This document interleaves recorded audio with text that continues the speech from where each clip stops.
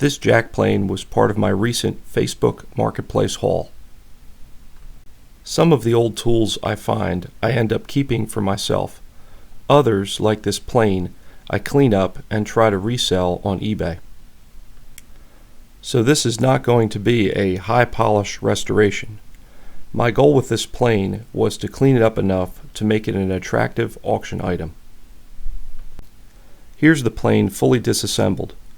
Joe's shop calls arranging the pieces like this knolling. I looked it up. Joe is correct. I'm just not used to using knoll that way. I used a stiff brush and my shop vac to get the loose sawdust off. Then I cleaned the parts with mineral spirits. I thought the wire wheel might be too aggressive. I wanted to remove the red rust, but not make the metal shiny. Using my Dremel and the Scotch-Brite discs gave me the finish I was looking for.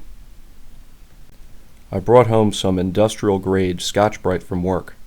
This stuff worked great. It's coarser than the green household Scotch-Brite and way more durable. It comes in a roll, and I think it is available in different widths. I looked the stuff up online, and buying my own roll may not be in my budget. I think I'll bring it home one piece at a time in my lunchbox, Johnny Cash style. I use the fine wire wheel to clean up the hardware. This wheel is soft enough that I am able to tolerate the wheel touching my fingers as I clean small parts. Now this may not be the safest technique.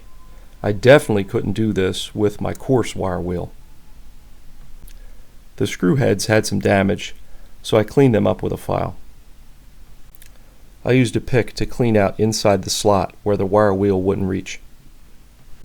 I clamped a piece of emery cloth to my table saw to sand the bottom of the plane. I also used my table saw as a flat surface to sharpen the cutting edge. I didn't spend the time to hone the edge razor sharp, but I wanted to be able to test this thing out on some wood once I had it back together. I used the wire wheel attachments for my Dremel to clean up the adjustment wheel and lever. I touched up the wood handles with steel wool. I coated all of the parts with paste wax, even the screws and the screw holes. Here's all of the parts re-knolled and ready for assembly. The Sargent 400 series bench planes were basically copies of the Stanley Bailey line whose patent rights had expired. I found reprints of an old Stanley Bailey plane manual online. The assembly and setup directions were very helpful. The bolt holes for the frog are slotted. This allows for adjustment in the plane mouth. There is a wealth of information online devoted to frog alignment. I eyeballed it. I assembled the iron and cap per the Stanley instructions. The cap is supposed to be slightly back of the cutting edge. I made sure the iron engaged the adjusting levers before locking down the lever cap.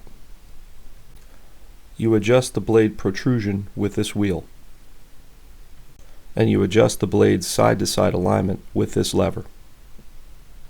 The more the blade sticks out, the more wood it tries to cut with each pass.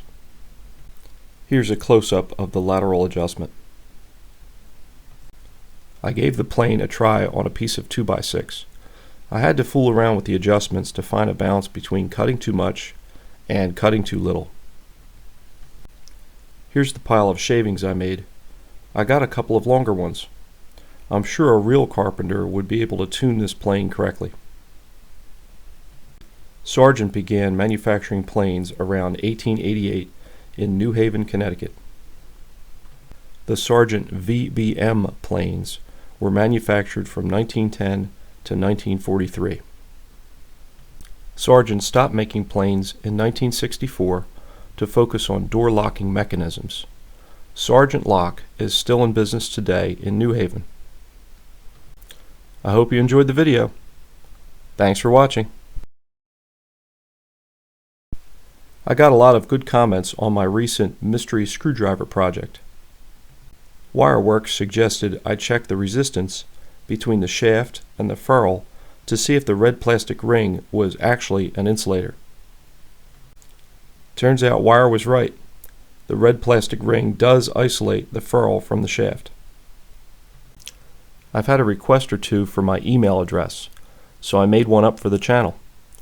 I'll include my email in the description of each video going forward.